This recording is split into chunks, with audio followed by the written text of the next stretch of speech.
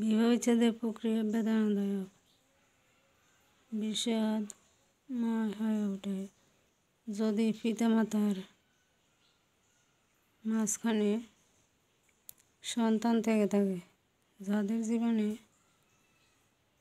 বিচ্ছেদ বা ডিভোর্স হয়ে থাকে তারা কোনোদিন সন্তানের কথা চিন্তা করে বলে মনে হয় না। বিচ্ছেদের আনুষ্ঠানিকতা, বিচ্ছেদ কোনোদিন অনুষ্ঠান হতে পারে না। এটা নারীর জীবনে ভয়াবহ ধরনের দুর্ঘটনা। সারা জিন্দগি এই জন্য সাফার করা লাগে।